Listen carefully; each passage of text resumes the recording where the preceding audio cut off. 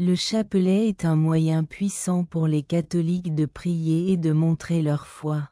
Les chrétiens peuvent s'interroger et s'inquiéter lorsqu'ils voient un chapelet brisé. Les choses qui se produisent lorsque vous perdez ou mélangez votre chapelet et ce que cela signifie seront abordées dans notre histoire. Nous parlera également de ce qui se passe lorsque la croix, l'ange ou le Christ sont brisés, ce qui est également très important pour les catholiques. Enfin, nous parlerons de la façon dont le rosaire protège notre foi. Nous parlerons également de la façon de comprendre ce que cela signifie si vous rêvez d'un chapelet brisé. Puis lisez la suite pour trouver les réponses si vous rêvez d'un chapelet assis d'abord, puis d'un compartillard. Pourquoi rêveriez-vous d'un chapelet? Comment réparer un chapelet cassé? Quelques bons conseils. Les chapelets sont très utiles et importants pour les catholiques, mais ils peuvent se casser après un moment. Comme toute autre chose. Si cela vous ressemble et que vous avez besoin de réparer votre chapelet, ne vous inquiétez pas. Ces conseils vous rendront faciles et rapides à faire. 1. Déterminez quel type de dommage a été fait. Tout d'abord, regardez de près votre chapelet pour trouver la pièce cassée. Il peut y avoir un maillon cassé, une perle qui s'est détachée ou la croix qui n'est pas attachée correctement. Vous pouvez réparer les dommages si vous savez à quel type de dommage il s'agit. 2. Obtenez les choses dont vous avez besoin pour réparer votre chapelet. Les pinces, la colle, le fil et une aiguille sont somme des outils simples dont vous aurez besoin. Vous n'avez pas ces choses à la maison? Ils sont faciles à trouver dans un magasin d'artisanat ou d'outils. 3. Corrigez tous les liens qui ne fonctionnent pas. Les pics peuvent être utilisés pour réparer les maillons cassés dans votre chapelet. Si vous n'avez jamais utilisé d'outils auparavant, soyez prudent. Vous pouvez demander de l'aide à quelqu'un d'autre ou chercher des leçons en ligne pour le faire. 4. Remettez toutes les perles qui se sont déconnectées. Remettez une perle en place avec de la colle si elle tombe, mais faites attention à le faire correctement. Si vous perdez la perle, vous pouvez utiliser une pièce de rechange ou regarder dans un magasin d'artisanat pour un qui lui ressemble. 5. Mettez la croix en place. Un outil et un fil peuvent être utilisés pour fixer une croix de chapelet qui se désagrège. À travers le trou de la croix, faites un nœud dans la ficelle. Pour maintenir la croix en place, faites un nœud en haut et cousez autour du trou. 6. Faire durer la prière après avoir réparé votre chapelet. Vous devriez en prendre bien soin pour qu'il ne se brise plus.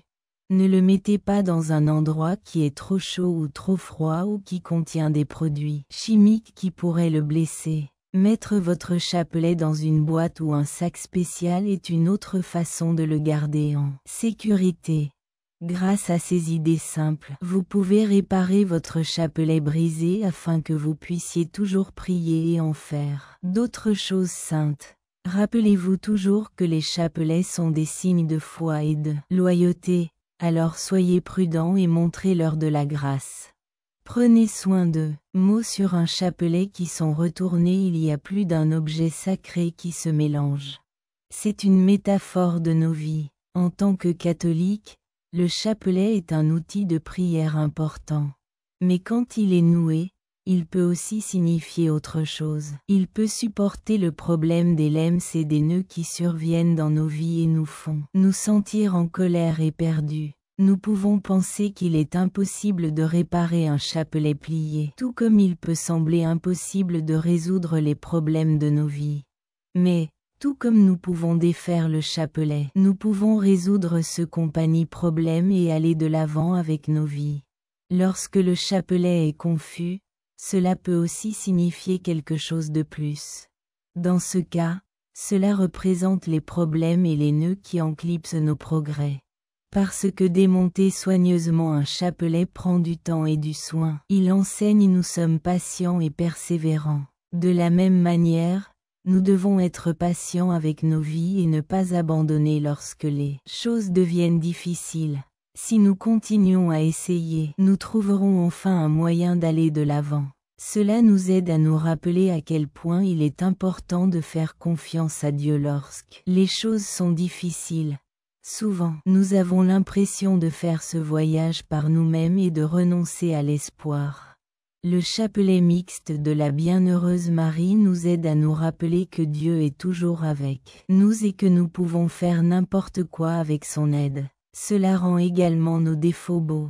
Il n'y a pas de différence parmi un chapelet tordu et un chapelet droit. Ils sont tous deux utilisés pour la même chose. De la même manière, nos vies peuvent avoir beaucoup de problèmes et de défauts. Mais cela ne signifie pas que Dieu nous aime ou nous valorise moins. Apprenons à voir au-delà de ce que nous voyons et à comprendre ce que signifie un chapelet plié. Comment comprendre ce qu'une croix signifie pour vous? Les chrétiens peuvent se sentir choqués et mal à l'aise lorsqu'ils voient les morceaux brisés d'une croix. Voir une image aussi sainte et importante que la crucifixion brisée. Il est logique que les gens se demandent ce que tout cela signifie et comment cela s'inscrit dans leur vie spirituelle. Avant de commencer, il est important de se rappeler que la pendaison est juste une chose qui représente la mort de Jésus sur la croix. Cela signifie que le BRI d'une croix ne change pas notre foi ou notre connexion avec Dieu. Pourtant, une croix qui a été cassée peut être considérée comme un signe et être important.